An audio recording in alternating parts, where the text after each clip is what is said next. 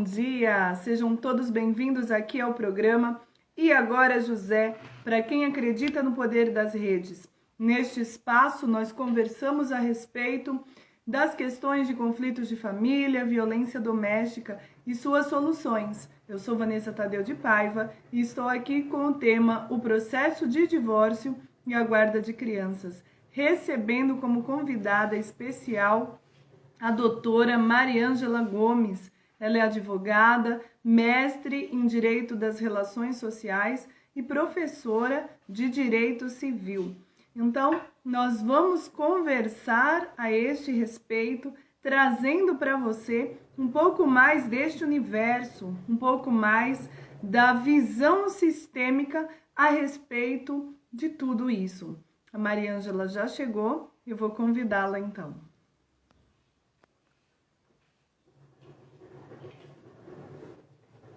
Vamos aguardar. Deixa eu ver aqui. Okay. Vamos aguardar então a entrada dela. Muito bem. Bom dia! Bom dia, querida. Tudo bem? Tudo bem, Mariângela. Tá um pouquinho baixa a tua voz. Deixa eu ver se Espera um pouquinho, deixa eu ver se eu melhoro. Já melhorei, era comigo. Então tá. Perfeito. Seja muito bem-vinda, Maria. Vou te chamar de Mariângela, não vou te chamar de doutora agora. A nossa amizade permite. Seja muito bem-vinda a esse espaço para um tema tão relevante, né, para a nossa sociedade. Sim. Trazendo aí esse olhar diferenciado, né, o olhar dessa nova advocacia sistêmica. Eu coloco nova para chamar a atenção das pessoas, mas a advocacia é sempre a advocacia. Não tem separação, né, nova, velha, não. É a advocacia que segue o seu curso, segue o seu destino, o seu rio. E na lei, né, lei universal, nós sabemos que tudo vai se desenvolvendo, tudo vai crescendo, vai mudando, faz parte de tudo que existe, né? Então a advocacia não podia ser diferente. Cada um tem o seu lugar, né? Isso mesmo, perfeito. Então, Mariângela, nós vamos falar aqui sobre o processo de divórcio e a guarda de crianças, trazendo uma visão multidisciplinar, né? Nós não precisamos ficar com uma linguagem técnica, para que as pessoas que vão assistir, elas possam, de uma forma bem simples, ter acesso, né, a tudo que acontece além daquilo que as pessoas enxergam. Então, posso... Eu vou pedir licença, então, para você e aos amigos que nos assistem, para primeiro posicionar sobre o que é o divórcio. Pode ser? Perfeito, vamos lá. Então tá. Bom, o casamento válido no Brasil termina em duas hipóteses. O que é o casamento válido? Aquele que produz os efeitos legais. Então, une duas pessoas formando uma nova família perante a lei. Tá? Muito bem. Esse casamento válido termina ou pelo divórcio, que é a cessação dos deveres conjugais, ou pela viuvez, já que não existe o casamento do eu sozinho. Alguns alunos ficam indignados quando a gente fala isso. Não, minha mãe é viúva, mas ela é casada. Olha, não estou querendo fazer nenhum demérito quanto à sua mãe, mas juridicamente o casamento termina nessas duas hipóteses. Muito bem. Vamos falar do divórcio, já que a viuvez não é o tópico, né, da nossa conversa. O divórcio pode ser direto ou indireto. O indireto quase nem existe mais hoje, mas estamos falando só para situar os nossos amigos, né? Que é a regulamentação de uma separação anterior, tá? De fato ou de direito. Muitos dos jovens advogados, né, talvez nem estudem mais com a profundidade a questão da separação judicial, porque nem é mais necessária. Mas em 1997, quando o divórcio foi admitido no nosso ordenamento pátrio, exigia-se um período de reflexão para que fosse concedido o divórcio. E era de 5 anos. Olha isso. Depois esse prazo foi passando para 3, para um e hoje não se exige mais. Mas ainda existem casais que, se utilizando desse processo legal, estão separados judicialmente. Hoje não temos mais essa terminologia. Muito bem. O divórcio direto. O casal entende que não é mais possível a vida em comum e decide terminar o vínculo conjugal, que são as obrigações de fidelidade, mútuo amparo, coabitação é uma coisa que hoje se discute, mas, enfim, se apresenta e se sente como família perante a sociedade. Muito bem. No divórcio, nós temos duas questões a considerar. Se há filhos menores ou incapazes, né? Ou se tem filhos maiores, se existe patrimônio ou não. Né? Se houver só patrimônio e as pessoas se auto-administram, o divórcio poderá ser extrajudicial, ou seja, não precisará passar por um processo judicial, podendo ser feito no cartório de pessoas naturais, né, no setor competente. Se houver filhos, e aí acho que é o cerne da nossa conversa, né? Os filhos menores ou incapazes, aí é necessária a manifestação do Ministério Público. Então, há a necessidade de um processo judicial. Essas são as primeiras colocações, Vanessa. Perfeito, Mariana. Eu fiz umas anotações aqui, né, das suas colocações. Eu gostaria de fazer uns comentários, né? Claro. Aqui e trazendo aqui para os alunos que ficam indignados, né? Só para deixar um além, né, em relação à viuvez. Quando a gente fala em estado civil, a viuvez é um estado civil, sim, né?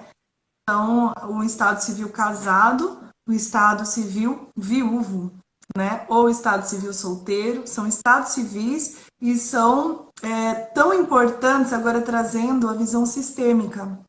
Porque olha que interessante, o estado civil significa a posição que você tem diante do mundo, certo? Uma posição que, se você é solteira, né? Solteiro, você está posicionado diante do mundo como alguém que vai responder sozinho. Do mundo, quando eu falo, é diante de todo o aspecto global, né? Tanto de um sistema, de algo que a gente não enxerga com esses olhos, como também juridicamente.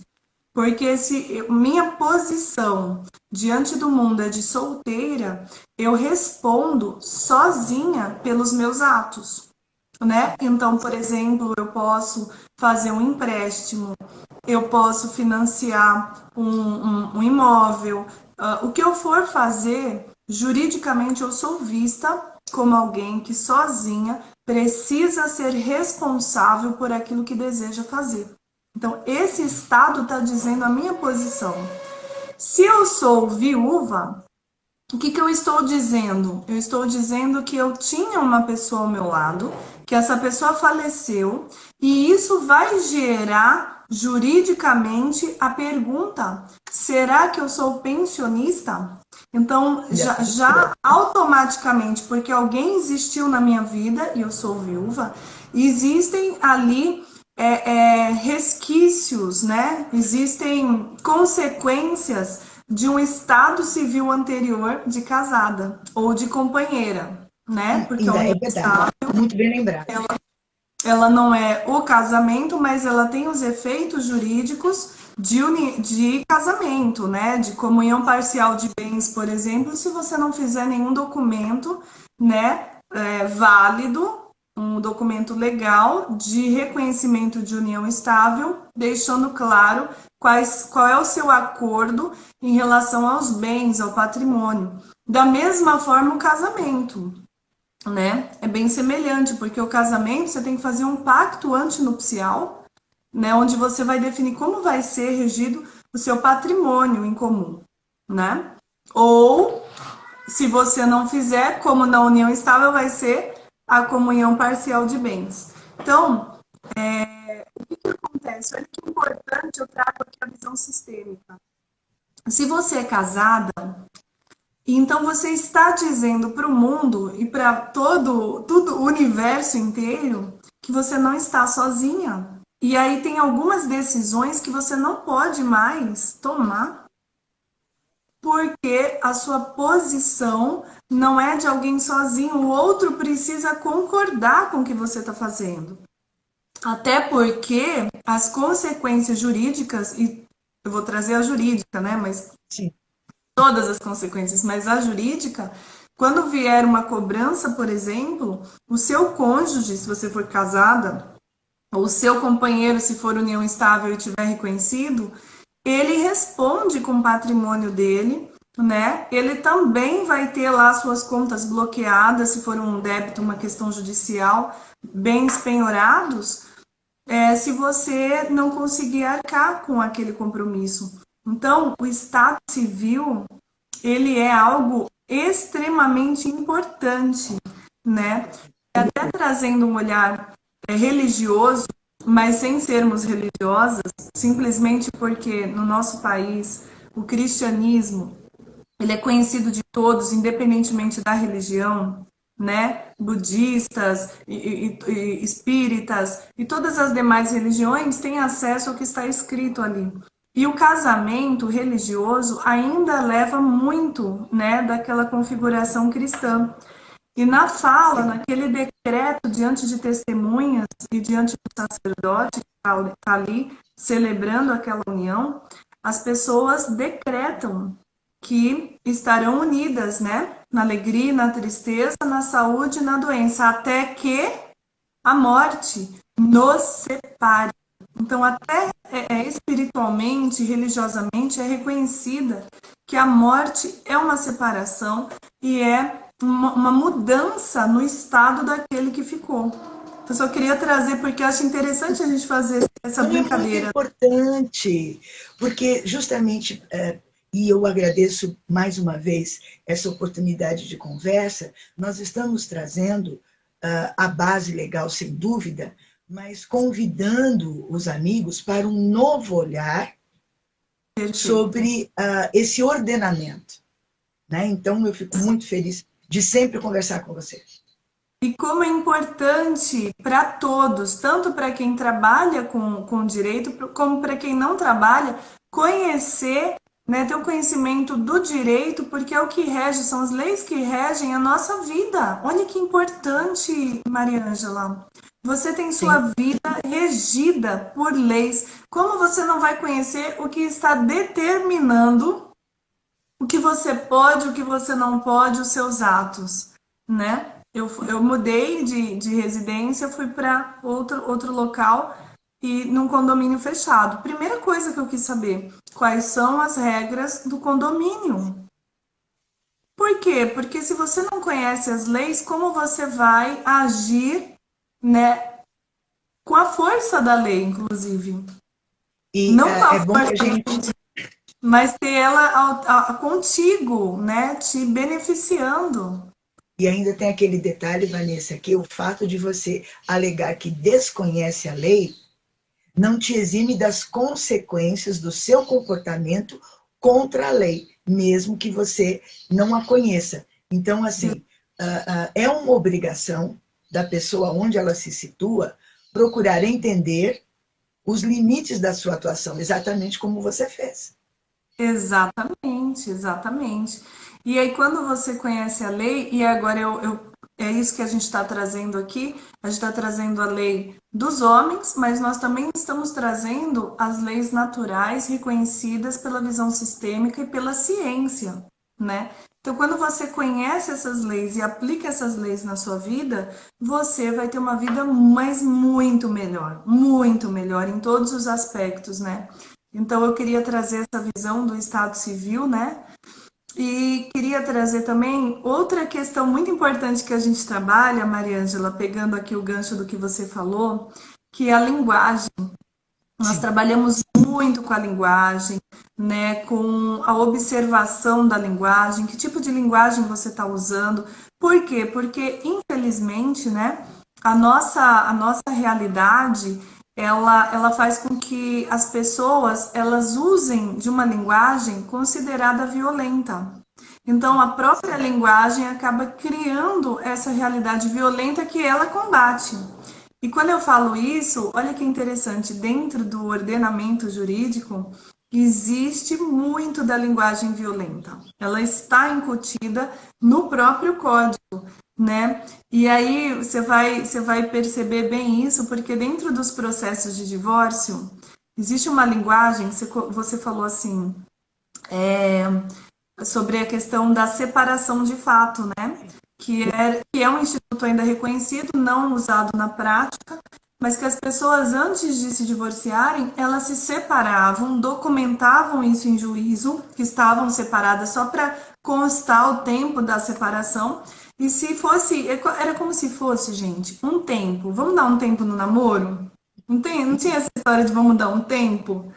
É um tempo no casamento, só que homologado pelo juiz. Vamos dar um tempo para ver se é isso que a gente quer mesmo. E se fosse, aí ia lá e convertia a separação em divórcio.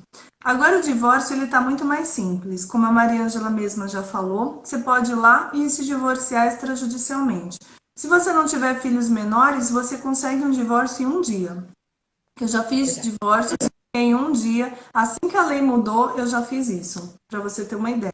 Né? Hoje eu escolho não trabalhar com o divórcio, mas eu me lembro que isso foi na época uau, né? Como assim? Divórcios demoravam 3 anos, 5 anos. Tinha divórcio de 10 anos e aí Sim. a doutora E ainda havia, faz divórcios em um dia. só aproveitando a sua fala, havia ainda a impossibilidade do divórcio se o outro cônjuge não concordasse. Era Porque verdade. hoje não é Foi uma mais necessário, basta a vontade de um. Grande conquista do movimento feminista, inclusive, né? Porque o que acontecia? Geralmente quem não concordava era o homem. Porque aí já a gente entra naquela história, como é uma sociedade com essa linguagem violenta, machista, patriarcal, né? A linguagem, ela sai de onde? De dentro de nós. Então, dentro de nós, o que existia, e ainda existe em muitos, o patriarcalismo, o machismo, toda essa cultura ainda existe, né? Então, a linguagem, ela demonstra o que tem ali dentro de você. E com isso, o homem, quando ele queria o divórcio, a mulher não tinha o que querer. Mas quando a mulher queria o divórcio, geralmente o homem não queria, porque é como se ele fosse ficar por baixo, sabe? Ele não queria. Como assim? E até hoje, né, a gente vê esses índices de violência doméstica, de feminicídio.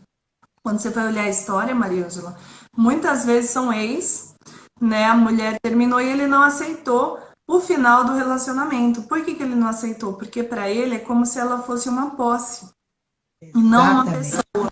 Então ele não consegue, né? E a gente vai até para a questão do direito romano, quando a mulher, os filhos, eram considerados patrimônio do pater familias.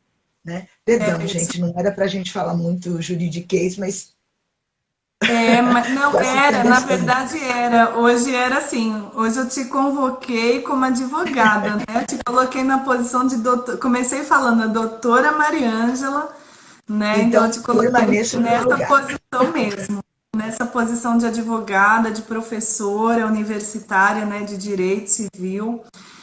Então, é muito importante esse nosso diálogo. É muito importante porque as pessoas elas ficam discutindo sobre a violência, sobre a falta de respeito com o direito da mulher, sobre o feminicídio. Eu vou fazer uma live aqui comentando uma reportagem do Fantástico, o último programa do Fantástico, falando sobre o aumento do feminicídio. E eu vou trazer isso, porque a pessoa só olha o que está acontecendo agora. Nossa, aumentou o feminicídio, o que aconteceu? A pandemia. Não, tem muito aí. E aí esse muito está na história, está na memória do direito, das leis, do que a gente está conversando aqui, né? Que a própria lei entendia a mulher como objeto, né? E isso ainda está dentro. São as dores não vistas.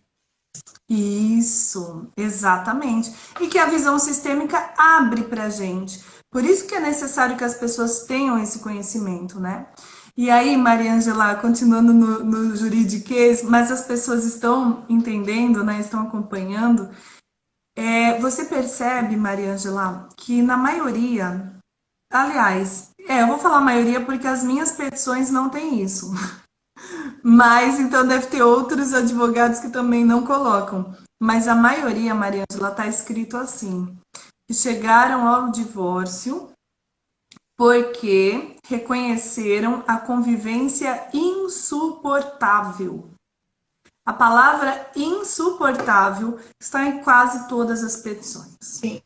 É o princípio da insuportabilidade da vida em comum, perdão, que é estudada como um dos requisitos da petição. Você precisa colocar e provar que não é mais possível a vida em comum, mas esse insuportável, quando você está coberta de razão. A própria violência está em que eu não posso simplesmente concluir com o meu marido, com a minha esposa, enfim, já que estamos falando de casamento civil, né? Porque na união estável não há o divórcio em si. Eu tenho que considerar o outro insuficiente para mim. Exato, É insuportável. terrível isso. É assim, Maria Ângela, se o nosso relacionamento tiver muito ruim, tiver te prejudicando, me prejudicando, se a gente tem um relacionamento, mas se der para suportar, a gente não pode vivenciar um divórcio. Não pode. É verdade. Por quê? Porque é insuportável. Porque é suportável, aliás. Então É você está muito estranho. suportando o outro. Maria Ângela, como seria para você saber que o seu marido está te suportando? Olha, seria uma dor indescritível e aí já contaminaria todo o restante do relacionamento. Eu precisaria estar centrada no sentido de não. É o que eu quero, vamos conversar, vamos ver o que gera essa insatisfação. Né? Mas no momento da dor, tudo que o outro ferido quer é ser visto.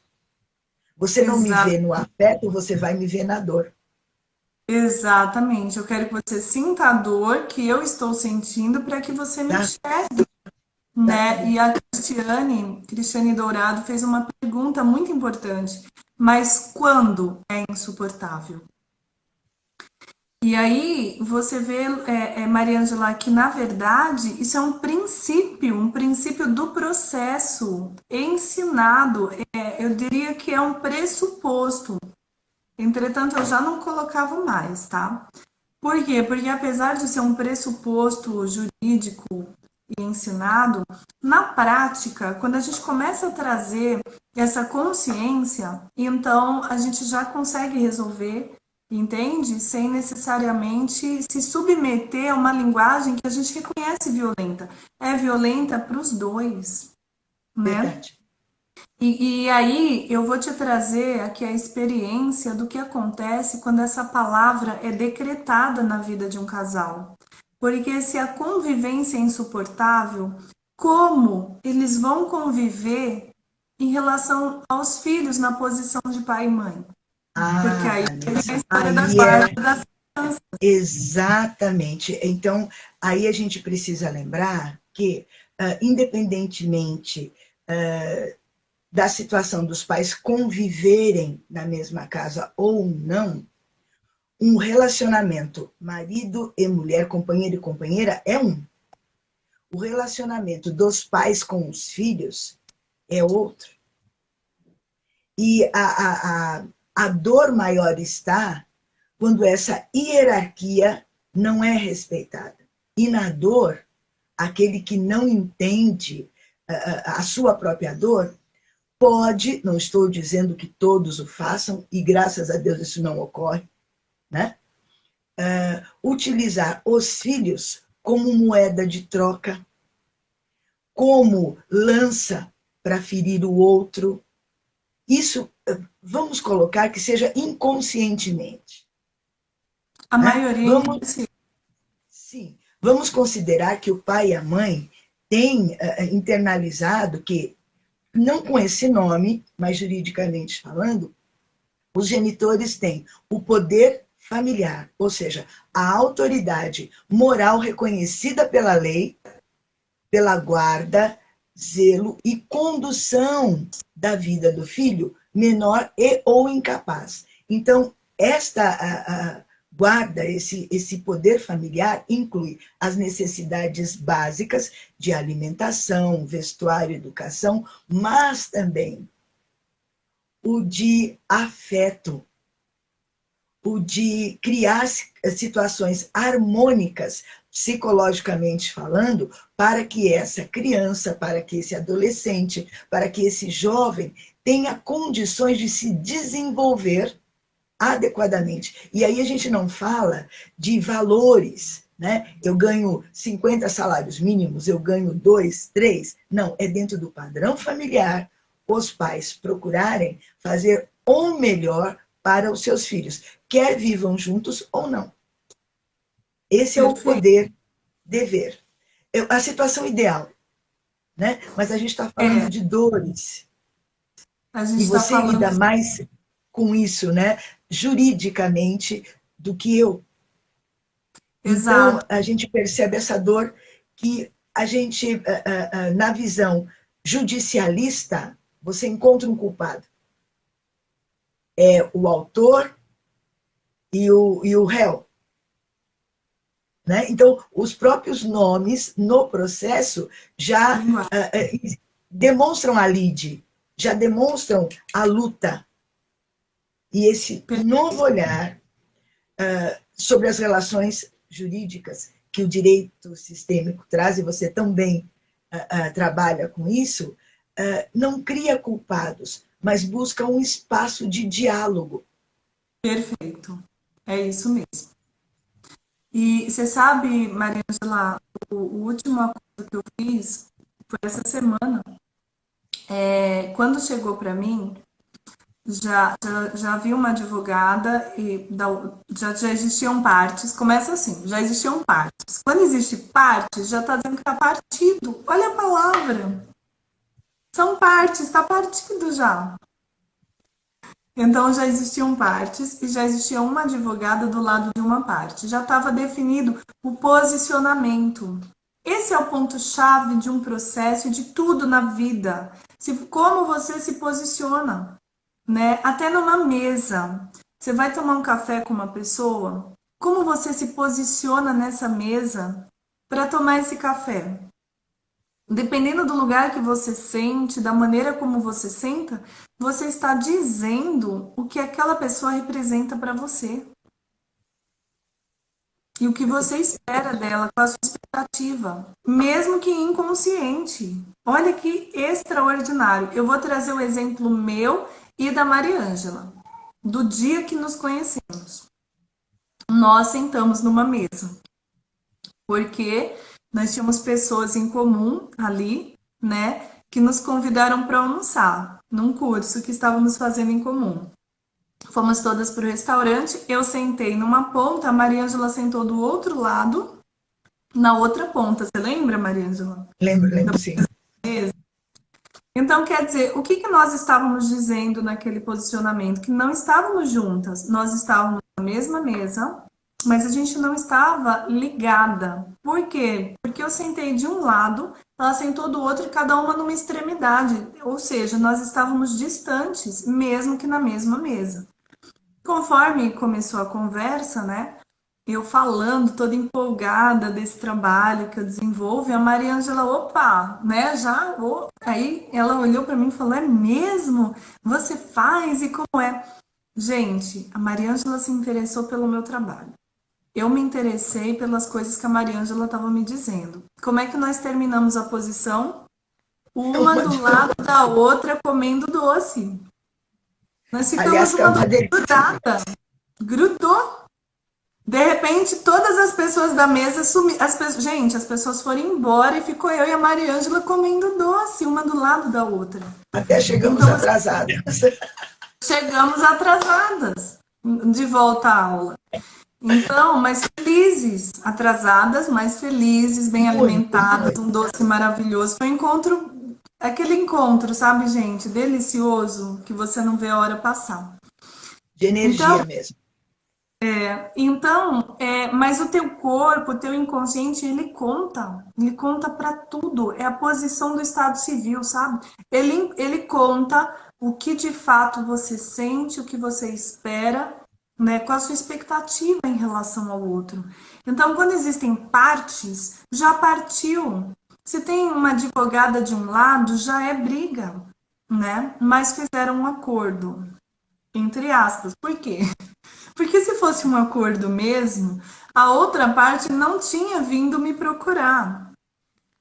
A outra parte me procurou para que eu pudesse verificar se estava mesmo, não tinha nada, nenhuma pegadinha, né? Naquele acordo. E aí eu olhei, né? E tinha, viu, Mariângela? Tinha. E Isso é aí terrível. E aí eu comecei a trazer, porque foi muito incrível, né? Nós conseguimos, então, de fato, um acordo sem pegadinhas.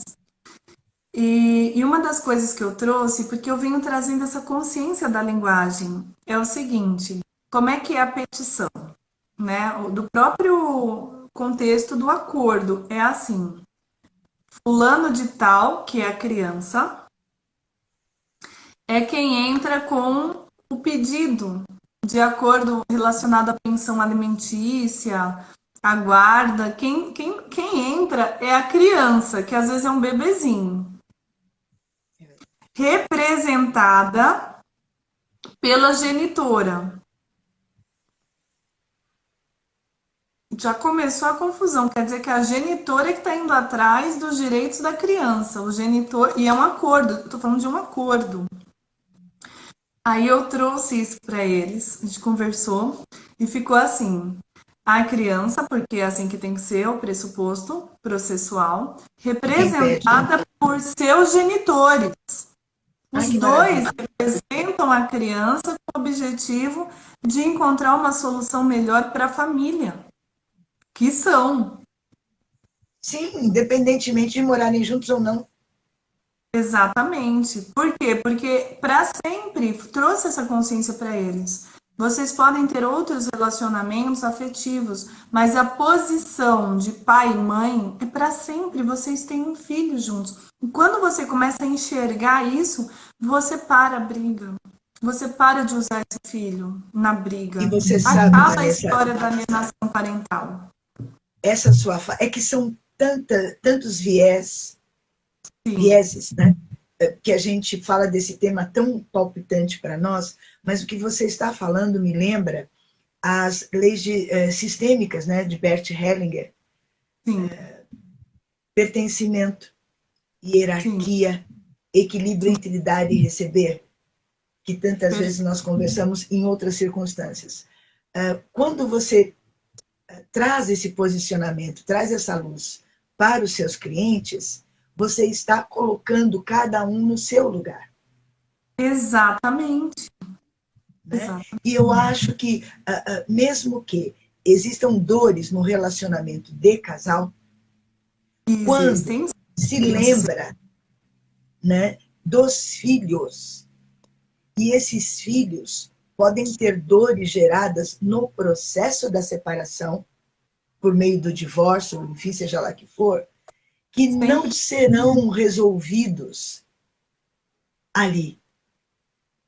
E a dor é tanta que aquelas pessoas que outrora se uniram por um sentimento de amor, ou algo próximo a isso, no mínimo, né? Não vamos aqui generalizar,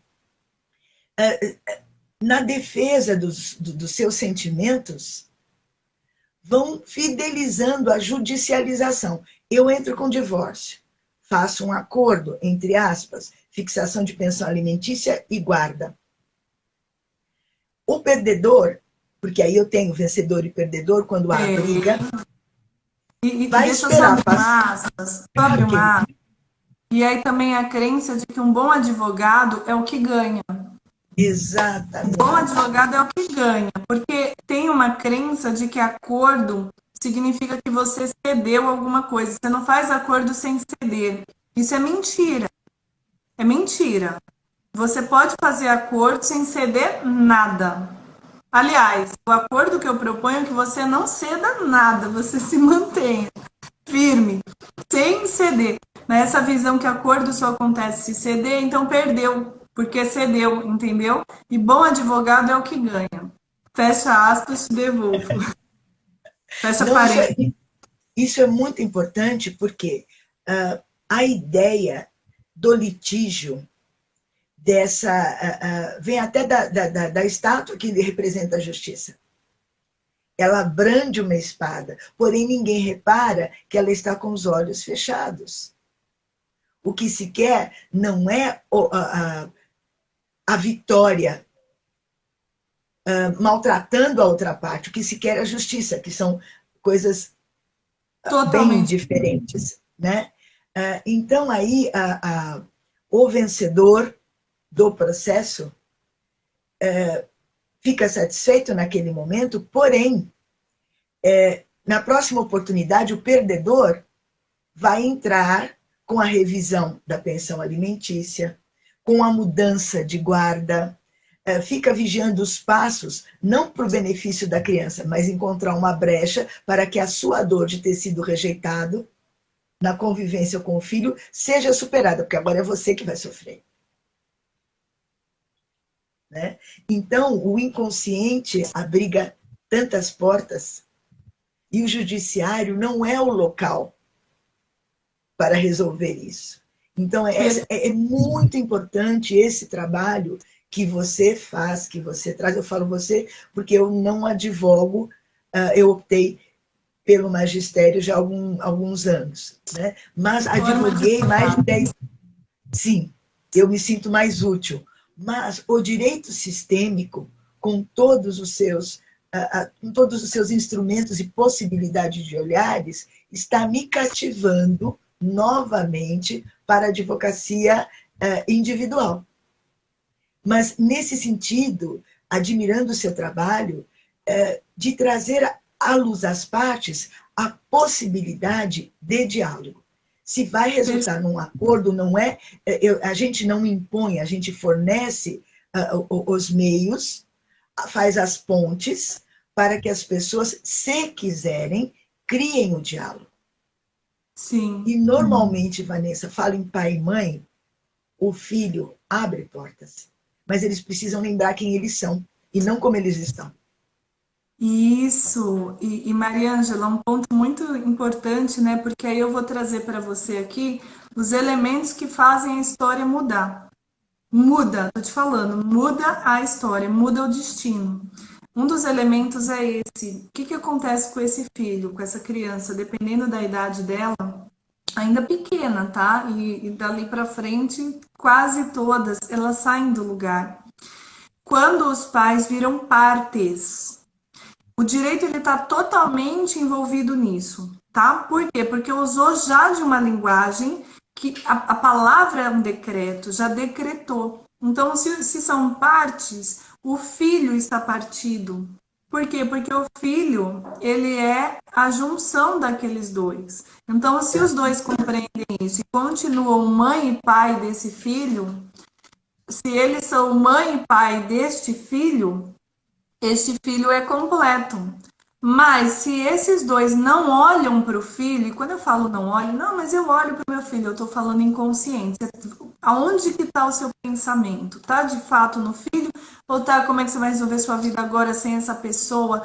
Essa pessoa fez isso com você? Tá na sua mágoa, na sua vingança, na sua tristeza? Onde está o seu pensamento? Está no filho? Está na vida? Né? Para onde você está olhando. Então, quando você não olha para o filho, você sai do seu lugar de mãe ou do seu lugar de pai, porque se você não olha, você não tem. Só existe o que você vê. O que você não vê não existe para você. Olha que poderoso. Estou trazendo neurociência. Se você não vê, Por isso aquela frase, né? Quem tem olhos para ver, que veja. Porque você só enxerga o que está dentro de você. Se não está dentro de você, você não vê. Do mesmo modo, eu posso dizer que se você não vê, não está dentro de você. Então, se você não vê o filho, você está olhando mágoa, raiva, tristeza, vingança, seus sentimentos de abandono, traição, enfim, se você não vê o filho não está dentro de você. Se ele não está dentro, você não está na posição de mãe ou de pai. Você saiu da posição. Por isso que a gente vai caminhar para um crime ou caminhar para uma violência, que vai entrar aí a Maria da Penha em relação a filhos. Olha, as pessoas pensam Maria da Penha só para mulher, né? Não, criança, menina na condição de filha. E pensa que Maria da Penha é só bater, etc. Sexual, não. É psicológico, ok? É um aspecto que ninguém fala. E Verdade. o aspecto da alienação parental, que é real, que muita gente diz que não existe. Pelo amor de Deus, é o que mais existe, é alienação parental. Mas não era conhecido com esse nome. Era tido Sim. como uma consequência natural da dor. Não, meu marido Sim. me maltratou, então eu tiro o meu filho, ou tiro a minha filha, minha ex-esposa, exatamente me traiu, então não merece ser mãe, como se isso mistura completamente as relações, né? Exata, mistura. Então, e aí esse movimento aí, o que vai acontecer? Se você deixa de ser mãe ou pai, nesse aspecto inconsciente, o filho também perde o seu lugar de filho. Como você vai ser filho se você não tem mãe, nem pai? Você é filho de quem? Então, ele também se desloca dentro do campo e aí ele vai para algum lugar. Geralmente, esse filho vai para o lugar de advogado. O advogado também tem um lugar nessa história toda. E é muito importante isso. O filho geralmente vira advogado. Os filhos dessa história, geralmente, quando crescem, são advogados mesmo. Eu falo com esses filhos que hoje são advogados, são doutores aí, são esses filhos. Eles saem para quê? Para defender alguém. Eles tomam as dores de uma das partes. Ele vai defender a mãe ou vai defender o pai, mas internamente Exato. ele vai ser rasgado, porque a alma dele vai gritar para ele ser fiel, porque não pode excluir metade dele, ele vai morrer se ele fizer isso. Então, de forma oculta, ele vai ser fiel àquele que parece que ele abandonou. Vai ferrar com a vida desse filho, porque como que vai se expressar essa fidelidade? Eu conto para você. Vai se expressar através de problemas financeiros, problemas de relacionamento, vícios, acidentes. É assim que se expressa a fidelidade da metade da alma dele. Para ele sobreviver, é uma questão de sobrevivência, ele precisa se sabotar. E nós temos tantos casos, não, Vanessa, assim. Nossa, a nossa sociedade está em ruína por causa disso. Porque não sabem disso. Por isso que nós precisamos levar esse conhecimento adiante. Nós precisamos chegar nas pessoas. Esses vídeos precisam chegar. As pessoas precisam ouvir, parar para pensar, parar para olhar e curar tudo isso. Porque é muito fácil você apontar. Eu fiz uma pintura, Mariângela, não sei se você viu. Eu soltei os cabelos da justiça. Soltei os cabelos da justiça, deixei ela toda bonitona, feliz da vida, né? E aí alguém falou, não, mas essa não é a justiça do nosso país, a justiça tem que estar acabada, tem que estar murcha, tem que estar... Não, não tem, as pessoas confundem. Elas apontam e falam, não tem justiça, né? Começou aí uma polêmica, não vou entrar, só vou citar, tá? Uma polêmica aí que o Lula agora é elegível e não sei o quê. A justiça não existe. Gente, a justiça existe, a justiça é uma força poderosa, maravilhosa. Agora, a questão não está na justiça, a questão está em você que não resolveu suas questões emocionais, não quer olhar para isso, por isso que a psicologia chama isso, e vai enxergar isso em algum lugar, e vai apontar a justiça e falha. Mas como que você se posiciona diante da sua própria vida? Exatamente, Vanessa. Inclusive, porque a nossa conversa está seguindo o rumo que ela tem que seguir. Mas é muito interessante que nessa época tão diferenciada que nós vivemos, né, desse distanciamento social que circunstâncias outras nos impuseram até por uma questão de sobrevivência, como os conflitos se tornam evidentes. Por quê? Quando você não era obrigado, entre aspas, a conviver por tanto tempo no mesmo ambiente com a sua família, cônjuge, filhos, companheiro, companheira, etc., os conflitos poderiam ser sublimados mais facilmente. Né? Não resolvo em casa, eu vou jogar bola, vou para o bar, vou para a academia, vou fazer serviços beneméritos, que é até um meio de fuga, se não é feito com o coração. Né? Igreja. Prefiro estar no templo religioso ao invés de estar em casa, porque lá todo mundo me entende. Era um pouquinho. Né? É uma fuga. E em ambientes fechados, a fuga não é mais possível, então os conflitos se tornam mais evidenciados. Mas a pandemia trouxe o conflito, exatamente como você já disse, de forma alguma. É uma oportunidade ímpar para você verificar. Gente, isso está errado. E quanto mais eu der instrumentos, no meu caso, na minha profissão, para o meu aluno, meu acadêmico, refletir e pensar sobre a sua futura prática, mais a justiça se fará. Ele será um meio de justiça e não um lutador, um justiceiro pura e simplesmente. Porque daí ele vai fidelizar o cliente. Entra com divórcio, pensão e guarda. Aí faz revisão de pensão, revisão de guarda. Aí entra com modificação e por aí vai. E provavelmente injúria, calúnia e difamação, porque o ofendido às vezes extrapola, né? E a justiça não foi feita. Exatamente. E isso você vai poder dizer muito bem. Quando as partes quando as pessoas envolvidas no processo de divórcio, com filhos, que é o nosso foco, são ouvidas, se permite o diálogo, no processo são decididas as questões judiciais. E as outras existe uma porta de conversação. Lógico que existem casos, sim, que precisam da judicialização, sem dúvida. Mas isso não quer dizer que, mesmo num processo, eu não possa criar portas de diálogo. Isso é que eu entendo tão importante, com mediação, conciliação, mas que meio adequados de solução de conflitos, Sejus, que se faz um trabalho maravilhoso, mas o advogado, a advogada, o profissional de direito é indispensável também nessa nova ordem. Perfeito, perfeito. E a palavra ordem é a grande palavra, a chave. E essa chave está na mão do advogado.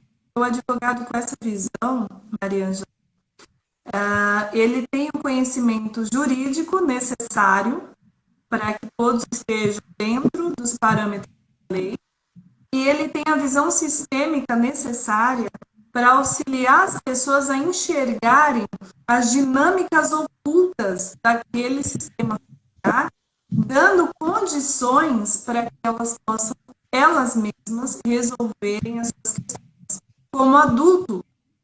Porque quando você não resolve, fica buscando alguém resolver, existe uma postura inconsciente de uma criança ferida, né?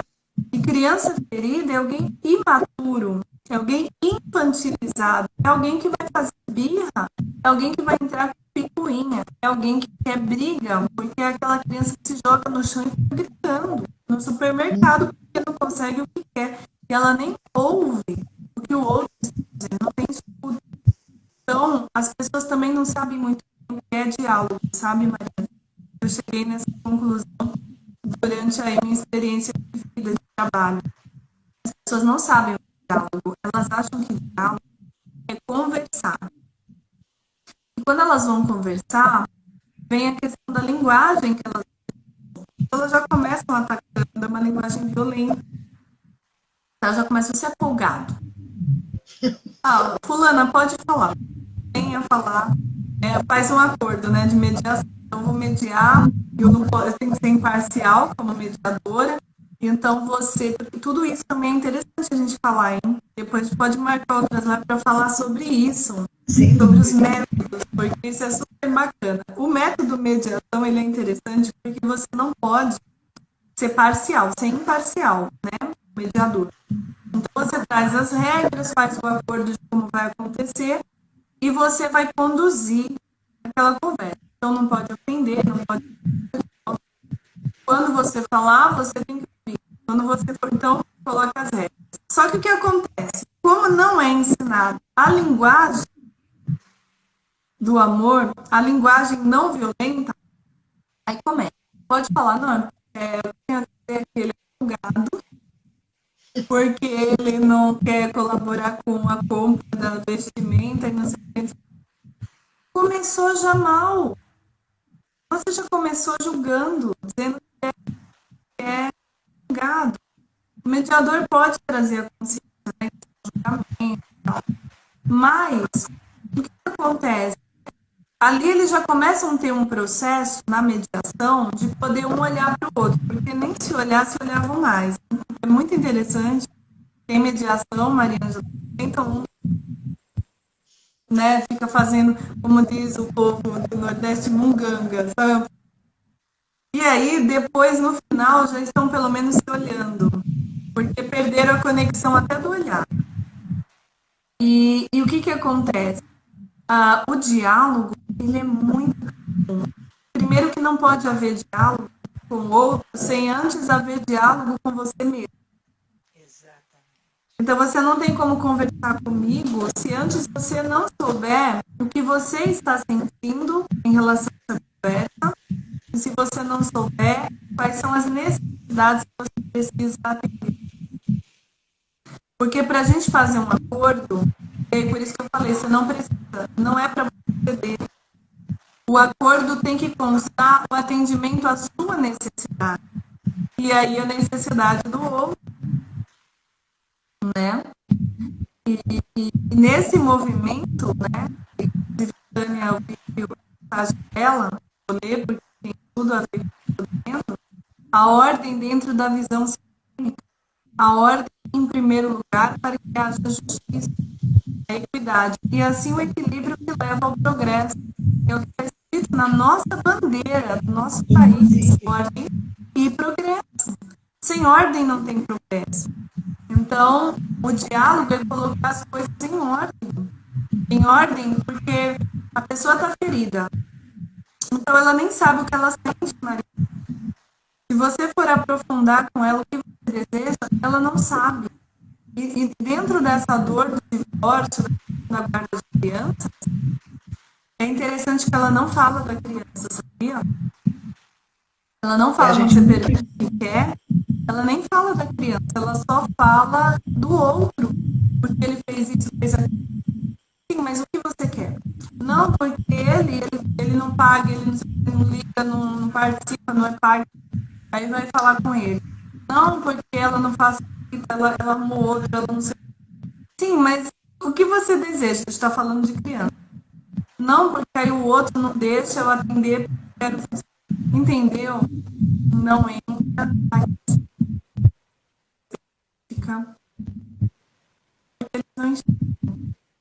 Então, o diálogo é fazer consciência dele mesmo.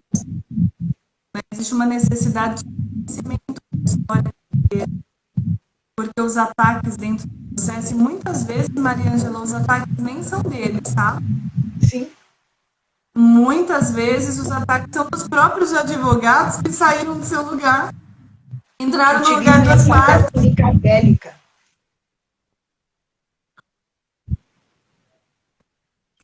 Inclusive, Vanessa... Ou não, por favor, pode falar. Não só trazendo aqui a Zirlane Branco Godoy, tá mandando um beijo para você de Cuiabá. Sim. CEEV. Acho que você entende, né? CEEV.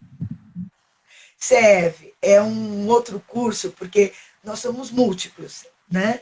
É um curso para professores, profissionais da educação, sob essa ótica de ver a pessoa integralmente, é ciclos de estudos da educação da vida. Que CEV, legal! Bacana, muito bom. Zirlane, muito obrigada, querida.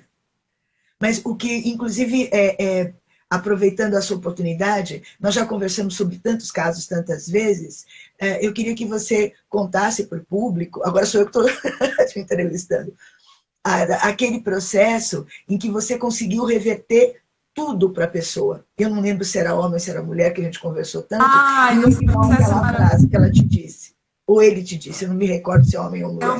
É o processo que o juiz me chamou? O juiz me chamou no final? Isso. Esse processo é incrível. Esse processo era um processo de pensão alimentícia, né? Uma briga por causa da visita. Tem até um movimento de homens, né? Aí um grupo chamado Sou Pai, Não Visita. Eu achei essa frase foi uma belíssima frase, está bem de acordo com o que acontece dentro, né, desse movimento da guarda, né, da convivência, não visita e dos alimentos, né, da pensão. Esse homem da história, ele era alguém que tinha uma condição financeira boa, tá? Ele era um funcionário público, geral, né, tudo. Tinha 2 filhos com ela, mas a briga já estava se arrastando há ano. Eles já iam completar 7 anos de briga. Sim, assim, sempre pedindo, né, para recuperar, agora ele é tal coisa, pegou tal cargo. Então, essa briga. E era na mesma vara, então era o mesmo juiz. E, então, já conheci os 2, era uma briga feia mesmo dos 2. Quem me contratou foi a mulher. E eu levei esse conhecimento da visão sistêmica. Né? Nós fizemos um acordo. E aí, ele, com o advogado dele, no processo onde eles brigavam para a questão da pensão alimentícia, né, de fazer uma definição, ele querendo diminuir, era mais ou menos algo... Eu não vou trazer os valores, eu vou trazer só a título de exemplo. Vamos colocar que ela quisesse R$1.000 e ele pagasse, na época, 600. Então, ele pagava 600, ela queria 1.000. E ele estava brigando, dizendo que não podia pagar 600. Entendeu? Que ele estava se esforçando muito para pagar 600 e 1.000 nem pensar. Então, já que ela entrou com isso, ele queria que diminuísse os 600. Era essa a briga. Eu entrei do lado dela. Mas, deixando claro para ela, que é o que eu deixo claro para todos os meus clientes, que eu não estou a serviço dos interesses dela. Eu estou a serviço da justiça e do amor. Eu sempre coloco isso. E eles aceitam. Então, eu converso com a outra parte. O que aconteceu? Ele entrou com uma petição para o advogado dele, oferecendo uma pensão de 5.000. Era muito disparo. Ele queria diminuir 600 e ele entrou dizendo, não, eu quero pagar 5.000. Aí o juiz falou, né? O que aconteceu? Tá errado, é 500, colocou uns... Não, é 5.000 mesmo. Mas aí o juiz chamou ele e falou, o que aconteceu? Não, nós conversamos com a advogada dela e eu reconheci e posso pagar 5.000. Acabou o processo, ela ficou assustada. E o juiz me chamou, falou que foi que você fez. E faz 7 anos que esse povo briga, esse homem não quer pagar, agora ele Ela pediu 1.000, ele deu 5. Aí eu falei para ele, trouxe a visão sistêmica e a nossa conversa, Maria Ângela, não foi no escritório, tá? Não foi lá no fórum, a nossa conversa foi numa padaria. Eu levei, os filhos dele foram, tiveram um momento lá juntos, comeram um bolo. E aí os filhos foram brincar. Quando eles foram brincar, eu falei para ele, olhe para os seus filhos. Eu trouxe para ele a visão dos filhos. Quando ele enxergou os filhos, ele falou, não, eu preciso entregar mais. Foi dele que veio a história. Então foi muito incrível. As 3 leis, você permitiu que eles lembrassem do sistema, Sim. do pertencimento. Você lembrou da hierarquia, quem Sim. eles eram. Sim. E a troca, o equilíbrio entre dar e receber é consequência dos outros dois. E esse equilíbrio está no pai dar. Porque quando você traz da relação entre pai e filho, é o pai que dá e o filho recebe. Então aconteceu. Exatamente. E, inclusive, aqui só complementando, eu fiquei tão surpresa da Zirlane tá vendo, né? Eu preciso honrar o nome completo. O CEV é promovido pela Seitinoye do Brasil, né? Esse curso para professores. Então, só faltou essa complementação. Por que eu senti essa vontade de complementar? Que é a honra do pertencimento. CEV. Perfeito. Né? Então, eu agradeço a oportunidade. É isso mesmo, Maria. E aqui a Soraya colocou assim, Soraya São Paulo, parabenizando ambas em mediações que tive desde mãe, dando a guarda para o pai, até um jovem casal com um lindo bebê se conciliando e retirando o divórcio. Soraya, você não tem ideia dos inúmeros casos que vieram para mim, para eu resolver a questão de guarda, e que acabaram se reconciliando, não teve guarda nenhuma, não teve divórcio. Alguns que já tinham se divorciado casaram novamente, mas muitos ainda me convidaram para o casamento. Eu fui lá, comi até, né, comi bolo, comi tudo.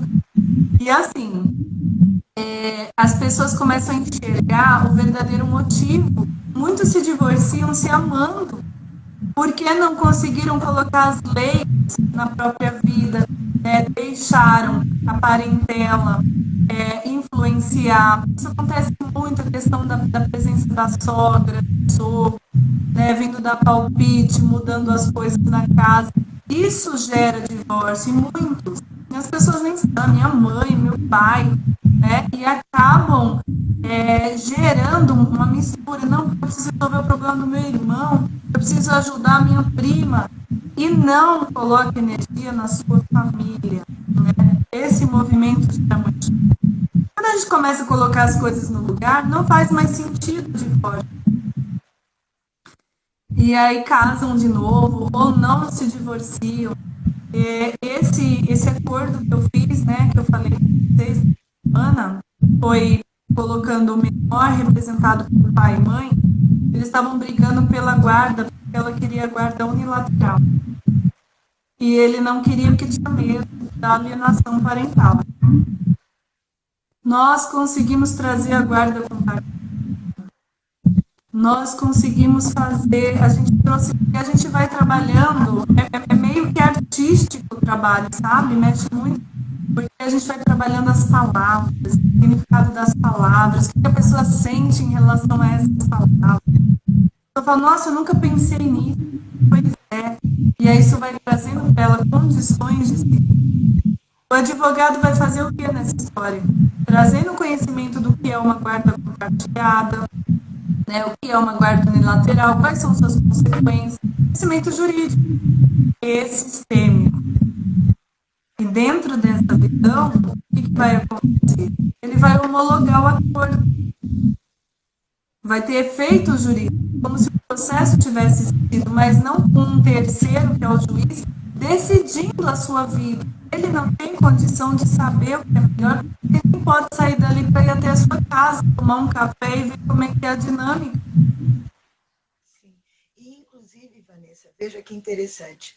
Como eu falei, eu não advogo mais, mas quando eu advogava, eu estou falando há 10, 15 anos atrás, em que não havia essa abertura, ou estava começando essa abertura para essa composição, eu, muitas vezes, intuitivamente, fazia esse processo.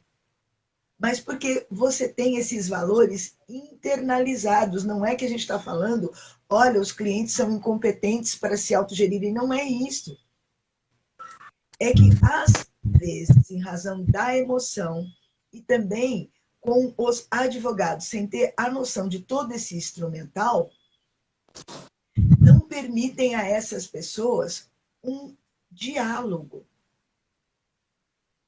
Né? Como você bem disse, eu também dizia para os meus clientes, eu não ganho para separar nem juntar ninguém. A minha função é dar para vocês as orientações jurídicas. Instrumentos. Para recasamento, como eles chamaram, né? Situações assim que preenchem a alma e você se sente verdadeiramente útil no seu lugar. E ainda, para os nossos colegas que não vai dar muito trabalho, eu preciso sobreviver, está sendo comprovado que essa visão sistêmica do direito, inclusive, é mais econômica e produtiva, tanto para o advogado como para as partes. Porque como ele não fica vinculado a coisas que não vão andar, né, porque os processos são demorados, inclusive pelo atulhamento de ações, esses acordos mais produtivos, inclusive o próprio cliente faz a propaganda sua. Não vai lá na doutora Vanessa, porque ela resolve. É verdade. É verdade. Porque ele resolve. Sabe o que eles falam? Eu acho interessante. A fala deles tem um detalhe. Elas dizem assim, procura a doutora Vanessa, que ela resolve rápido. A propaganda, ela resolve rápido. Agora, como é que eu resolvo rápido? Através da negociação, do acordo. Resolve, porque eles se resolvem. Então, se eles se resolvem, não tem mais processo, está resolvido o processo. Pede-se a extinção do processo sem resolução do mérito por força de acordo extrajudicial. Acabou. Né? Então, quanto a gente pode ajudar o judiciário? Não é a justiça, as pessoas confundem a justiça com o judiciário. O judiciário, todo aquele sistema que você vai, né, atuar, composto por um juiz, promotor, advogado, os serventuários da justiça. Este é o judiciário, né? É o equipamento colocado a serviço da justiça. A justiça é uma entidade, é uma força maior, é uma lei. Né?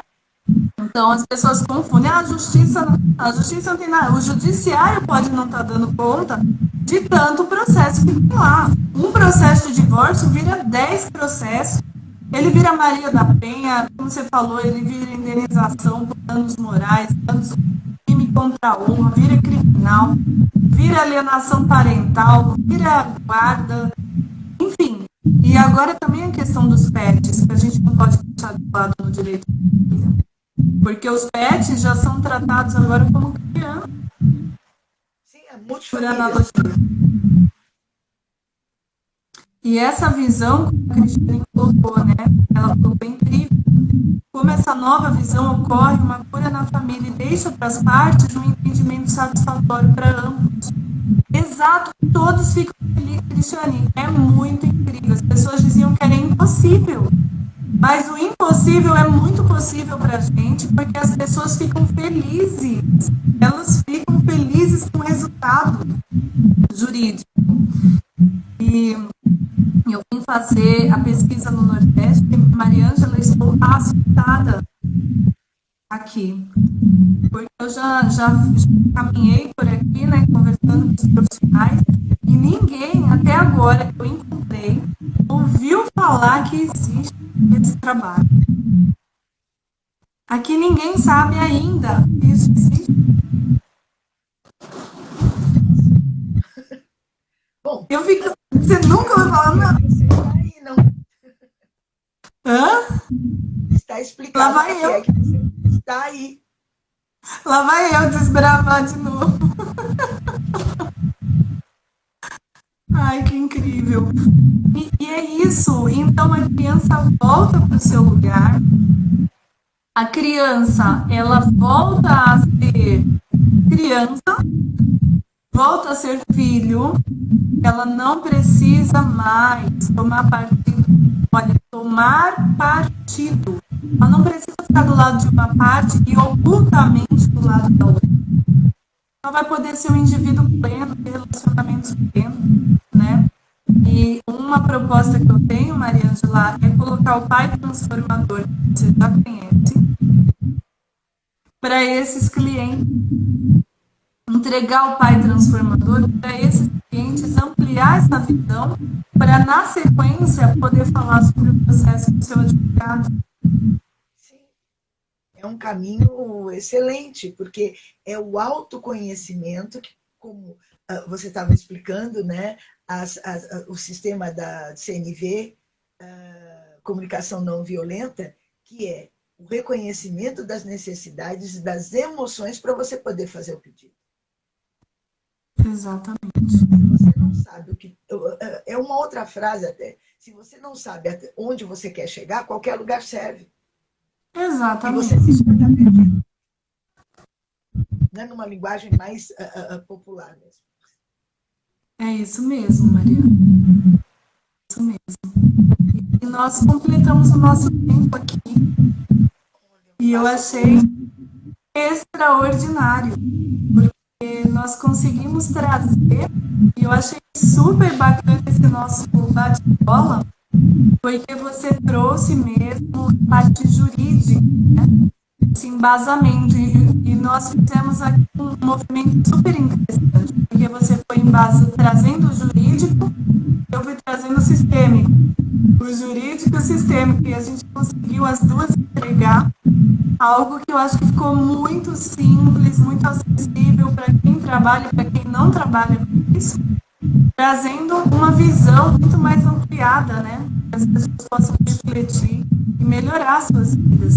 Então eu quero te agradecer profundamente, você sempre contribuindo muito com a gente, né, com o Instituto, sempre a serviço do amor, né? E hoje a serviço da justiça, nós conseguimos honrar as duas forças, né, com maestria. Muito obrigada. Eu que agradeço você, sempre o Instituto Paiva, com trabalhos tão relevantes em várias áreas, né? Independentemente da nossa amizade, o trabalho, não vou falar missão porque parece algo muito sacrificante, não é, porque essa nossa conversa é uma satisfação de alma, né? De estar no lugar, fazendo o que nós gostamos, acreditamos, em verdade. Expressão essa que eu aprendi com você, o verdadeiro sentido. Então, muito obrigada por essa oportunidade, mais essa oportunidade. Fico à disposição. E agradeço a todos que nos assistem. Perfeito. A Tânia Regina, né? Colocou aqui pra gente. Tânia Regina, colocou aqui pra gente. O jurídico no acadêmico e na prática. Gratidão, doutora Mariana. Eu vou ler novamente. O jurídico no acadêmico e na prática. Gratidão, doutora Mariana. Para ancorar, porque você vai compreender bem o que estou dizendo, no jurídico, no acadêmico e na prática. Gratidão, doutora Mariângela. Gratidão a todos que estão aqui presentes e até amanhã.